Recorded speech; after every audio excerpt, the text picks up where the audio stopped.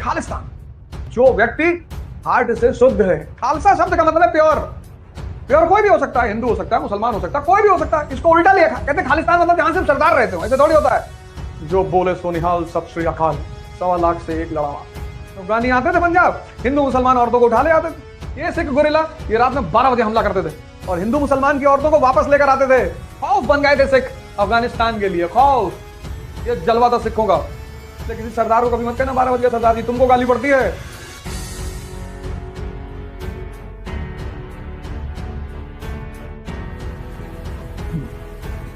जय हिंद फ्रेंड्स। सिख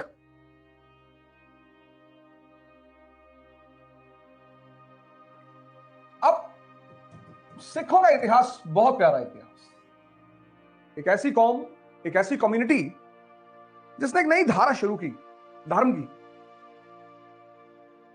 और उस धारा का जो सेंटर है वो है गुरु। वो पहले भगवान की बात नहीं करते, वो पहले भगवान की बात नहीं करते, वो पहले गुरु की बात करते हैं। कि धर्म के जो सिद्धांत है मूलभूत, वो तुम्हें अगर कोई आदमी समझा सकता है तो वो है गुरु। मतलब व्यक्ति और भगवान के बीच जो आदमी है वो है गुरु, प्रीस्ट नहीं, पुरोहित नहीं। क्योंकि प्रीस्टों ने, वो किसी भी धर्म के हो, वो किसी भी धर्म के हो, किसी भी धर्म के, प्रीस्टों ने ही सारी समस्या को जन्म दिया। पैगंबर, अवतार, ये धर्म के सिद्धांत नीचे लाए। और वो सिद्धांत जब पुरोहितों के, प्रीस्टों के हाथ में पड़े, बिगड़ गए। तो सिख धर्म की जो सबसे बड़ी ताकत है वो यही है कि गुरु बिना मुक्ति ना हुई। अब ये शुरू क्यों हुआ?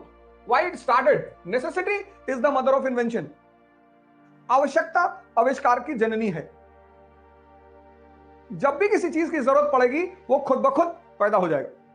तो ऐसा सिख धर्म की क्या जरूरत पड़ गई?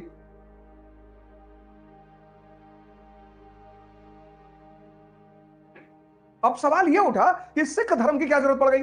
तो सिख धर्म की जो शुरुआत है वो है 1469, गुरु नानक देव जी का जन्म। यानी कौन सी century? 15th century.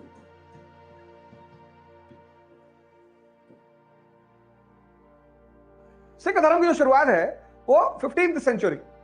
15th century में भारत की दशा, कंडीशन ऑफ इंडिया, भारत की दशा, कंडीशन ऑफ इंडिया।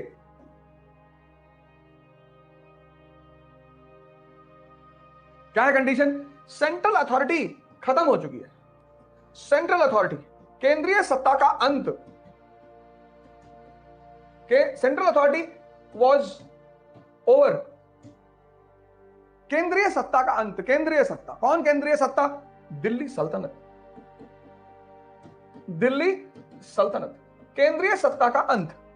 अब इस केंद्रीय सत्ता के अंत होने का क्या परिणाम था? तो अब ये सब चीज कनेक्ट करते हुए जाइए, सीखिए, बैठिए, सुनिए। अब ये देखो सिखों के बारे में 1469 यानी 15th सेंचुरी, केंद्रीय सत्ता भारत में खत्म हो चुकी है। दिल्ली सल्तनत का अंत हो चुका है। अब दिल्ली सल्तनत का जब अंत हो चुका है तो पंजाब सबसे ज्यादा खतरे में। पंजाब सबसे ज्यादा खतरे में, सबसे ज्यादा खतरे में। पंजाब सबसे ज्यादा खतरे में। क्यों? क्वेश्चन मार्क लगा लो, क्वेश्चन मार्क लगा लो। पंजाब सबसे ज्यादा खतरे में क्यों? क्योंकि भारत में आने के 2 दरवाजे हैं, 2 doors to enter in India. 2 doors to enter in India. Bharat में अंदर आने के 2 दरवाजे हैं। पहला दरवाजा बोलन, बोलन पास, और दूसरा दरवाजा खैबर पास। एक बोलन दर्रा, एक खैबर दर्रा, ये 2 दरवाजे हैं भारत के अंदर आने के। ये जो दरवाजा है ये बड़ा खतरनाक दरवाजा है, रन ऑफ कच्छ में खुलता है। ये दलदली इलाका है, खतरनाक इलाका है। इस दरवाजे से एक आदमी ने एंटर करने की कोशिश की और बहुत बुरा मारा गया। कौन? मोहम्मद गौरी। इस दरवाजे से एक आदमी ने घुसने की कोशिश की थी, बहुत बुरा मारा गया। मोहम्मद गौरी, भीमा सेकेंड, चालुक्य नरेश, बहुत पीटा मोहम्मद गौरी को। ये दरवाजा ये पंजाब में खुलता है और मध्य एशिया से भारत आने का सबसे सुरक्षित रास्ता है। इसलिए जितने भी इन्वेडर्स इंडिया आए वो इसी रास्ते से आए, वो चाहे शक हो, चाहे कुषाण हो, चाहे हूण हो, सब इसी रास्ते से आए। तो भारत में घुसने के दो दरवाजे, एक बोलन और एक खैबर, और खैबर जो दरवाजा है वो पंजाब में खुलता है। अब आप कंडीशन देखो पंजाब की, दिल्ली की सत्ता का अंत, दिल्ली की सत्ता का अंत, दिल्ली की सत्ता का अंत और खैबर बना खतरा। भारत सोने की चिड़िया और Punjab the land of prosperity.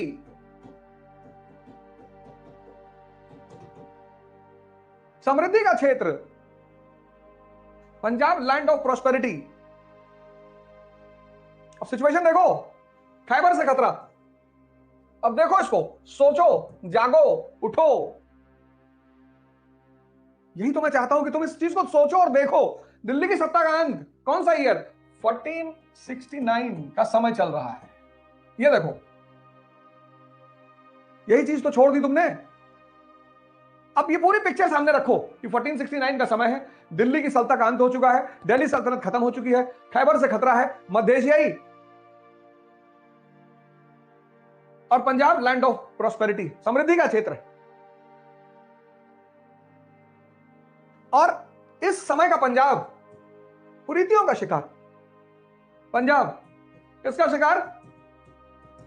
Social evils. आपके सर पे खतरा मंडरा रहा है और आप सामाजिक कुरीतियों के शिकार हो।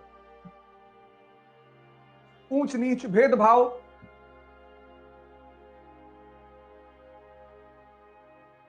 आप बटे हुए हो। कोई भी आकर आपको लूट के लेके चला जाएगा, कोई भी आपके घर में 50 करोड़ रुपया रखा हुआ है, आपका पूरा घर आपस में लड़ रहा है, पिताजी है ही नहीं और आपके घर का दरवाजा खुला हुआ है। अब तो कोई भी आके लूट लेगा ना। ये है नेसेसिटी, ये है आवश्यकता। भाई कबीर भी इसी समय रहे पर वो धर्म नहीं बन पाया। तो कबीर थे कहां पे? बनारस में। वहां जरूरत ही नहीं। बनारस तक पहुंचते पहुंचते तो भारतीय जो आक्रांता बाहर से आता था वो बनारस से पहुंचते पहुंचते गुटखा खाने लगता था। यही के रंग में रंग जाता था वो।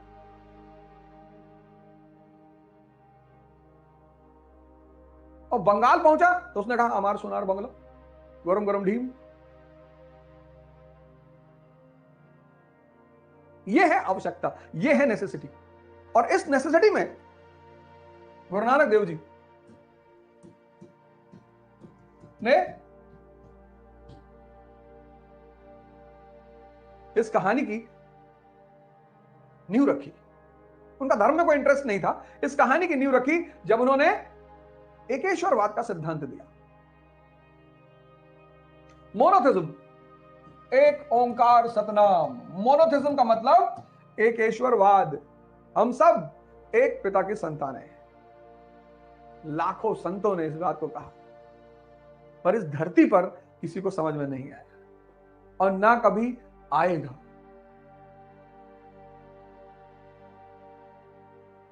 ना कभी आएगा। अब इलाहाबाद में एक आदमी की हत्या हुई, अब वो जात से दलित है, अब कोई आवाज नहीं उठा रहा है, अब कोई आवाज ही नहीं उठा रहा है क्योंकि उससे राजनीतिक फायदा नहीं है।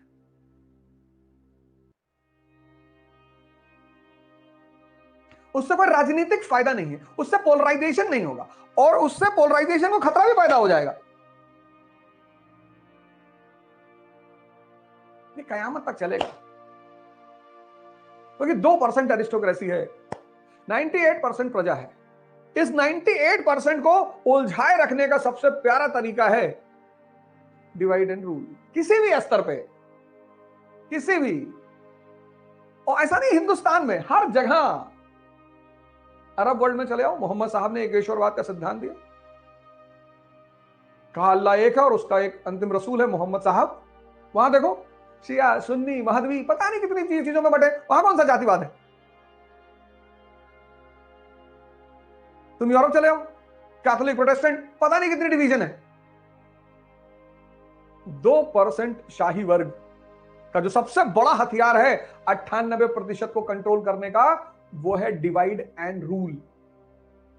तो ये तो तुम कभी खत्म नहीं कर पाओगे। लेकिन समय समय पर संतों ने आकर जब मुसीबत आई, गुरु नानक देव जी ये भी रोशनी लेकर आए, एकेश्वरवाद, एक ओंकार सतनाम। इनके बाद गुरु अंगद, और गुरु अंगद ने जो सबसे बड़ी चीज शुरू की वो थी लंगर। दोस्ती का सबसे बड़ा आधार है खाना। आप अगर किसी के साथ खाना नहीं खा सकते, किसी के घर में खाना नहीं खा सकते, तो उससे अच्छे संबंध होने के चांस न्यूनतम है। जो रिलेशन की शुरुआत है ना, वो भोजन है।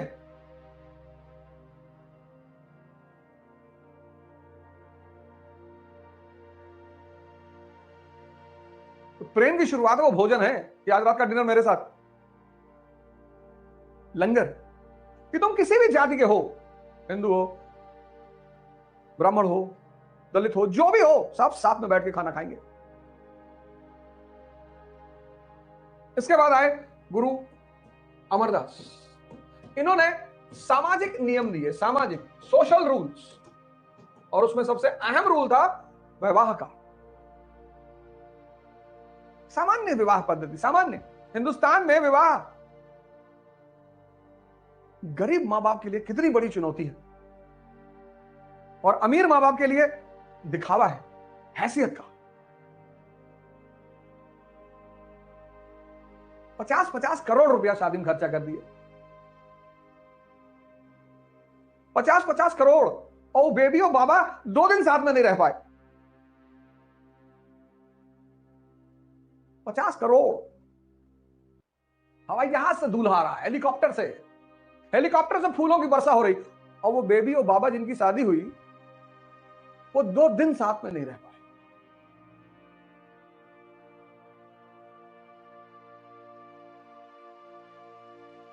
सूट और लहंगा और पार्टी और ये और वो। और हमारे भोलेनाथ शमशान की राख वाख मल के गए थे बारात लेके, लेकिन ताकत है अंदर की।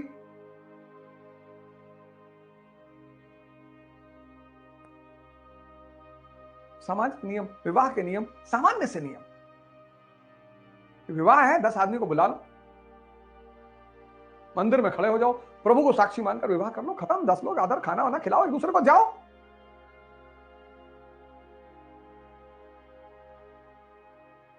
ये तीसरे गुरु, गुरु अमरदास। और चौथे गुरु, गुरु रामदास। इन्होंने हरमंदिर साहब की स्थापना की। इसको आज हम कहते हैं गोल्डन टेम्पल। और इस तरह सिख धर्म का एक धार्मिक आइडेंटिटी पैदा हुआ, धार्मिक केंद्र। हिंदू अयोध्या और रामेश्वरम, मुसलमान मक्का और मदीना, ऐसे सिख अमृतसर, गोल्डन टेम्पल। तो इन चारों लोगों ने सिख धर्म की सामाजिक और धार्मिक नींव रखी, सोशल एंड रिलीजियस।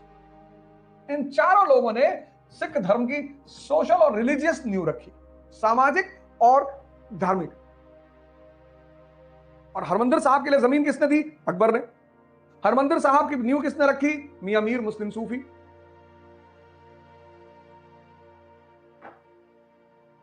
तो ये 4 गुरुओं ने सिख धर्म की सामाजिक और राजनीतिक नींव रखी। 5वें गुरु जो हैं, गुरु अर्जुन देव। यहीं से थोड़ा मामला गड़बड़ा गया, यहीं से सिख और मुगल संघर्ष की शुरुआत,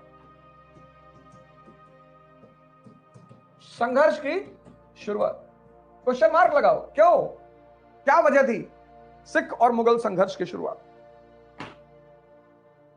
अब आइडेंटिटी पैदा हो रही है, बड़ी अच्छी बात है। लेकिन आइडेंटिटी अगर राज्य के लिए खतरा बन जाए या राज्य को चुनौती दे दे तो राज्य बर्दाश्त नहीं करेगा। गुरु अर्जुन देव ने सच्चे बादशाह की उपाधि ली।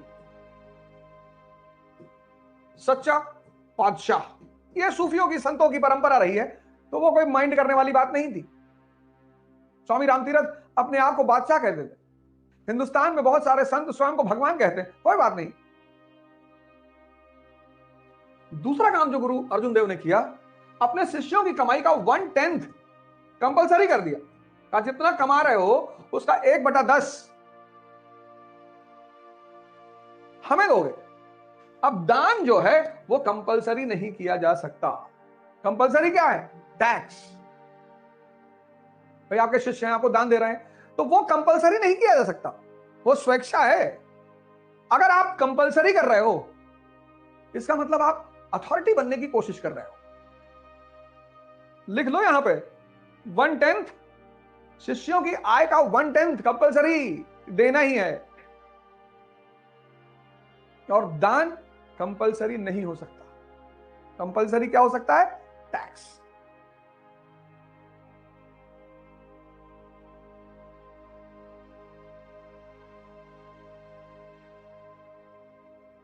अब एक ही टेरिटरी में दो लोग कैसे टैक्स ले सकते हैं? एक ही टेरिटरी में दो लोग कैसे टैक्स ले सकते हैं? तो अगर दूसरा आदमी टैक्स ले रहा है मतलब अथॉरिटी। और तीसरी बात, जिसने जहांगीर को भड़का दिया, जहांगीर का बेटा था खुसरो, उसने पिता के खिलाफ विद्रोह कर दिया। खुसरो को गुरुजी ने संरक्षण दे दिया।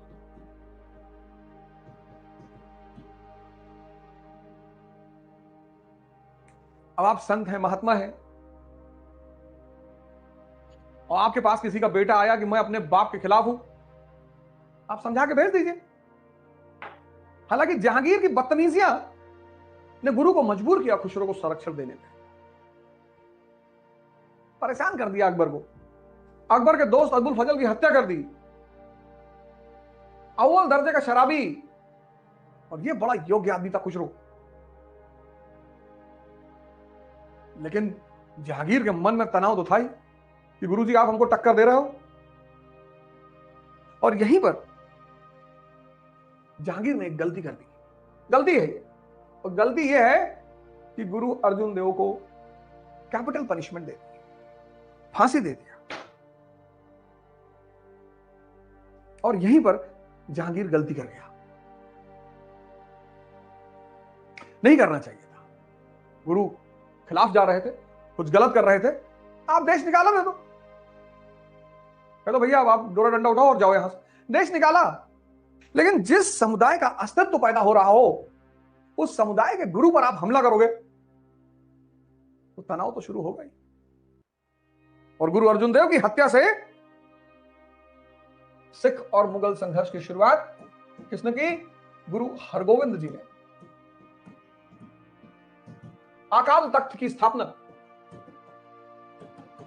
अकाल तख्त क्वेश्चन मार्क लगा लो। तो एक तो गुरु हरगोविंद जी ने अकाल तख्त की स्थापना की, और दूसरा अपने शिष्यों से घोड़ा और अस्त्र दान में लेने लगे। और यहीं से मिलिटराइजेशन की शुरुआत। सिख सैनिकरण, मिलिटराइजेशन ऑफ सिख, यहीं से। किसका परिणाम थी? गुरु अर्जुन देव की हत्या का परिणाम। फिर शांति का दौर रहा। गुरु हर राय, गुरु हरकिशन,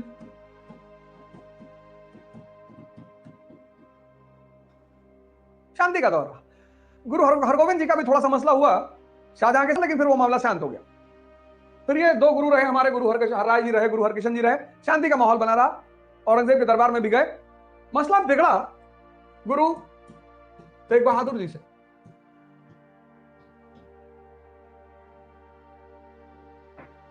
गुरु पुरोहित जातिवादी हो सकता है, पुरोहित धर्मवादी हो सकता है, गुरु हो ही नहीं सकता। हिंदू पुरोहित है, मुसलमान पुरोहित है, सिख पुरोहित है, क्रिश्चियन पुरोहित है, लेकिन हिंदू गुरु नहीं हो सकता। यही तो गुरु की खासियत है, जो समझ गया।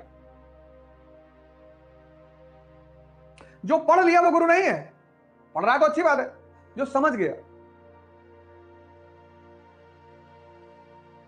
जो समझ गया वो गुरु है, उसके लिए माने नहीं रखता। आज इतना ब्राह्मणों को गाली दे रहे हैं। पुरोहित को तुम टारगेट बनाओ, पुरोहित को। फिर मैंने कहा पोलराइजेशन।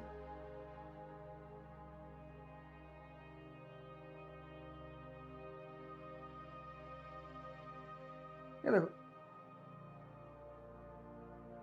गुरु हिंदू नहीं हो सकता, गुरु मुसलमान नहीं हो सकता, गुरु दलित नहीं हो सकता, गुरु ब्राह्मण नहीं हो सकता, हो ही नहीं सकता, नहीं तो गुरु है ही नहीं वो।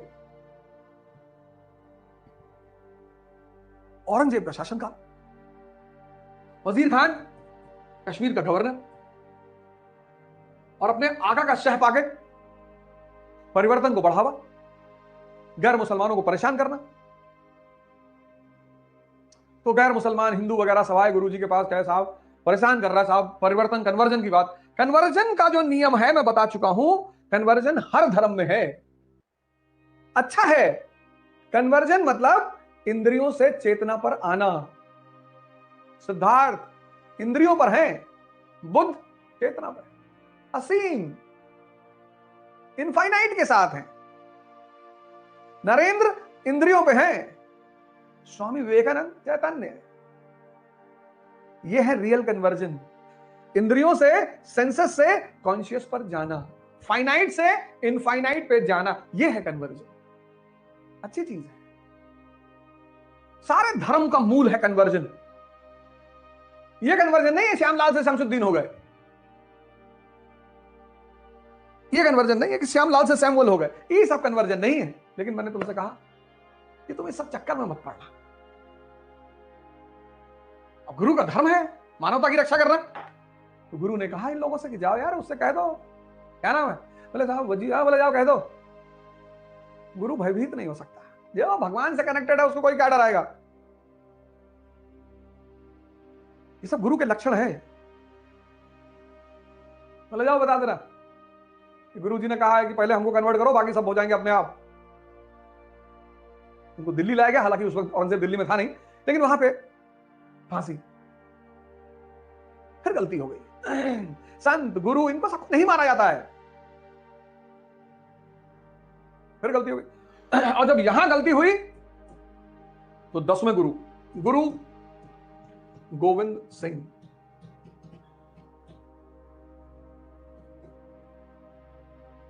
और यहां उन्होंने तो सबसे बड़ा काम किया, वो खालसा की स्थापना की। प्योर, खालिस कहते नहीं, खालिस, खालिस मतलब प्योर। तो जो खालिस्तान की अवधारणा है वह है शुद्ध लोगों का शासन, जैसे राम राज्य है, इस्लामिक राज्य। इस्लामिक राज्य का मतलब यह नहीं कि सलमान खान हो, शाकिर हो, सुलेमान इनका शासन होगा, नहीं नहीं। इस्लामिक राज्य का मतलब है कि जो व्यक्ति हार्ट से शुद्ध है, राम राज्य, इस्लामिक राज्य, खालिस्तान। इसको उल्टा लिया, कहते हैं खालिस्तान मतलब जहां सिर्फ सरदार रहते हो, ऐसे थोड़ी होता है। सब बड़े अच्छे कॉन्सेप्ट हैं, इनको बिगाड़ दिया गया। खालिस्तान सब बिगाड़ दिया गया। खालसा शब्द का मतलब है प्योर। प्योर कोई भी हो सकता है, हिंदू हो सकता है, मुसलमान हो सकता है, कोई भी हो सकता है। लाल बहादुर शास्त्री रामराज्य के नेता है, कुर्ता फटा हुआ है, चीन गए हुए हैं। भारत के प्रधानमंत्री का कुर्ता फटा हुआ ऊपर से, चीन गए हुए हैं। खालसा प्योर, मानवता की सेवा के लिए। बड़ी जबरदस्त कहानी है गुरु गोविंद सिंह की, मध्यकाल की हिस्ट्री पढ़ाऊंगा तो मैं बढ़ाऊंगा। और गुरु गोविंद सिंह जी ने कहा कि सिंह टाइटल यहीं से शुरू हुई, बोले मैं किसी को भी शेर बना दूंगा। सब जाति धर्म के लोगों को दीक्षित किया इन्होंने, मुसलमान इनके साथ, दलित इनके साथ, ब्राह्मण इनके साथ। बोले तुम क्या, अरे बोले आप खड़े हो जाओ एकदम, जो बोले सो निहाल, सत श्री अकाल, चलो तलवार।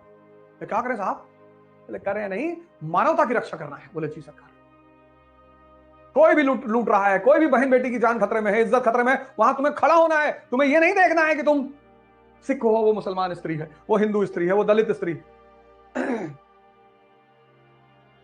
1.25 लाख से एक लड़ा मार। बड़ी कुर्बानियां दी इन्होंने, बहुत। जब जरूरत, आवश्यकता, necessity is the mother of invention. राज्य बेवकूफी की हरकतें कर रहा है तो संत को तलवार उठाना पड़ गया, जरूरत है, वरना संत क्यों तलवार उठाएगा? अगर राज्य अपनी जिम्मेदारियों को कायदे से कर रहा है तो संत उठाएगा ही नहीं। संत क्यों निर्वहन करेगा, क्यों आएगा राजनीति में? अगर राज्य अपनी जिम्मेदारियों को कायदे से, संत वहीं पर राजनीति में आएगा, संत वहीं पर हथियार उठाएगा, वो उसकी मजबूरी है। वो चाहे तो मोहम्मद साहब को ले लो, चाहे भगवान कृष्ण को ले लो, चाहे गुरु गोविंद सिंह जी को ले लो, और चाहे योगी आदित्यनाथ को ले लो। संत जब भी, उसको जरूरत ही नहीं है, उसको जरूरत ही नहीं है। लेकिन जहां भी ये दुनियावी लोग अपना दायित्व निर्वाह नहीं कर पाएंगे, वहां किसी आदमी को आना पड़ेगा।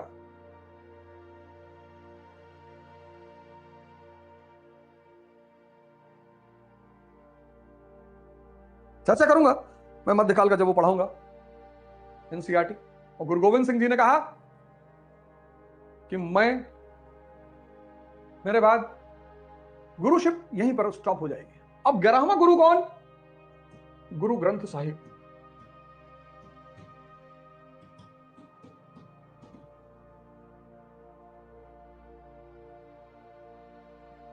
बड़ी लड़ाई चली औरंगजेब से, मुगलों से बहुत लड़ाई चली।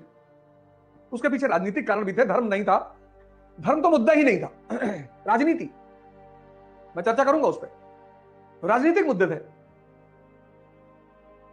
और 1708 में गुरु के एक शिष्य ने गुरु पर हमला कर दिया। और यहीं से 1707 औरंगजेब की मृत्यु, 1708 गुरु गोविंद सिंह, और यहीं से सिखों की कमान आ गई बंदा बहादुर के हाथ में। बंदा बहादुर 18वीं शताब्दी में पंजाब का नायक, महाराष्ट्र का ब्राह्मण, गुरु का शिष्य है, बंदा बहादुर। गुरुदेव ने ही नाम दिया बंदा बहादुर। बहादुर शाह से समझौता नहीं हो पाया, मैं पढ़ा चुका हूं। बहादुर शाह से समझौता नहीं हो पाया, और जहांगीर शाह समझौता नहीं हो पाया। फर्रुख सियार के काल में 1715 में पकड़ लिए गए और इनकी हत्या हो गई। एक तो विदेशी मराठी ब्राह्मण और पंजाब में एक्टिव, लोकल आदमी को कष्ट हो रहा था ना। और फिर ये आदमी जमीनी लोगों के लिए काम कर रहा था, कमजोर लोगों के लिए काम कर रहा था। तो पंजाब का जो शाही तबका था वो इस आदमी के खिलाफ था। और इस आदमी ने पहली कोशिश की, बंदा बहादुर ने, पहला व्यक्ति, first to dream for a Sikh state. बना नहीं पाया बंदा बहादुर जी उसको बना नहीं पाए, लेकिन first to dream about Sikh state.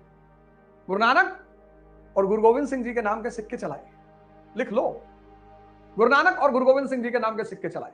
पहला प्रयास किया। 1715 में पकड़ लिए गए, हत्या हो गई। 1715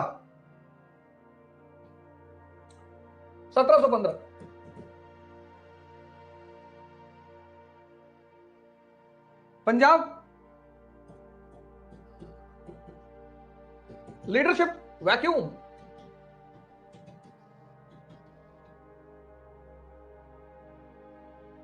पंजाब में लीडरशिप गायब।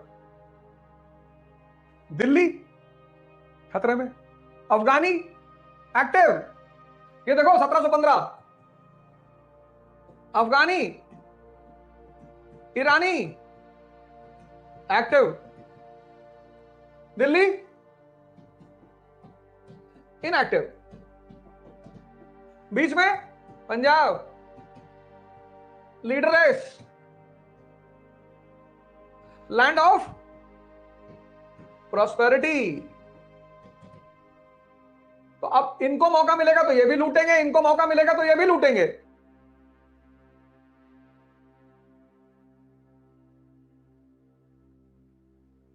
देखो, इनको मौका मिलेगा तो ये भी लूटेंगे, इनको मौका मिलेगा ये भी लूटेंगे। तो एक ट्रेडिशन की शुरुआत हुई, गुरुमत्ता। गुरुमत्ता,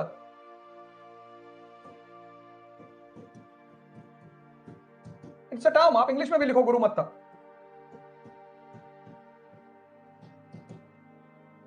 सिख सारे कहां मिलेंगे? अमृतसर में, और वहीं पे की डिसीजंस लिए जाएंगे।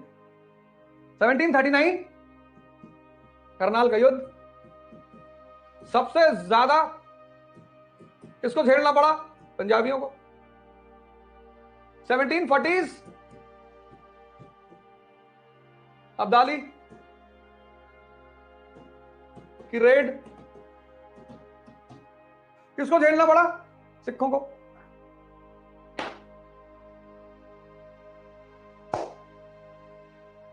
अफगानी आते थे पंजाब, हिंदू मुसलमान औरतों को उठा ले आते थे।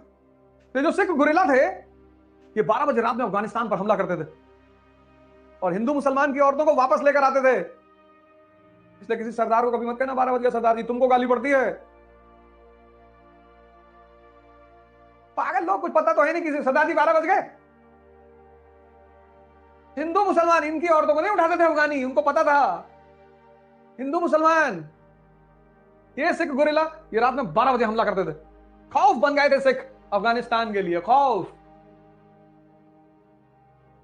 कहते हैं अफगानी औरतें अपने बच्चों को हरि सिंह नलवा के नाम पे सुलाती थी। ये जलवा था सिखों का। और जो भी मानवता के लिए काम करेगा उसकी तारीफ तो होगी ही।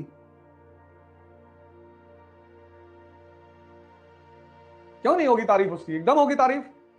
आज भी मैं किसी गुरुद्वारे के सामने किसी सिख को खड़ा होकर भीख मांगते हुए नहीं देखता, देखता ही नहीं। मैं तो कहता हूं लोगों से, कोई सरदार कहीं गुरुद्वारे के सामने भीख मांगते मिले मुझे दिखाना यार। और गुरुद्वारों के सामने मांग कौन रहा है? दूसरे धर्म के लोग। शर्म नहीं आती इनको कि कुछ सीखो उनसे। हालांकि कभी कभी ये स्वाभिमान अभिमान को भी पैदा करता है। मैंने बहुत बार देखा सिखों को कि तो बड़ा पब्लिसाइज करते हैं, नहीं करने की जरूरत है। आप जो दान पुण्य कर रहे हो वो परमात्मा देख रहा है। किसी को भी अपने दान पुण्य को सोशल मीडिया पर नहीं डालना चाहिए। आप किसके नाम पे कर रहे हो? परमात्मा के नाम पे, वो देख रहा है ना। और आपने दान किया और फोटो खींच के डाल दी एफबी पे, तो इससे तो आपकी गौरव बढ़ा, आपका सम्मान बढ़ा कि अरे भैया बहुत दानी है। तो आपने जिसलिए दान किया कि मेरा नाम बढ़े, मिल गया, तो भगवान से क्या लोगे? इसलिए सभी धर्मों ने कहा है गुप्त दान। तुम्हारा दान किसी को पता ना चले। तो किसी नीडी को तुमने 1000 रुपए दे दिया और वो तुम्हें जानता नहीं, तो वो किसको धन्यवाद कहेगा? प्रभु को कहेगा भगवान मिलने आए थे भैया, भगवान भैया हमारी मदद किए। तो जब वो बार बार भगवान का नाम लेगा तो भगवान तुम्हारा नाम लेगा। सोशल मीडिया पे दो केला लिए हुए दिखा रहे। इस दुनिया में हर आदमी भिखमंगा है, सब भगवान से मांग रहे हैं। तो कोई हमसे मांग रहा है, हम भगवान से मांग रहे हैं, तो दोनों तो भिखमंगे हुए। और एक भिखमंगा दूसरे भिखमंगे को कुछ देके अगर सोशल मीडिया पे डाले, दाता एक राम भिखारी सारी दुनिया। दाता एक राम, दाता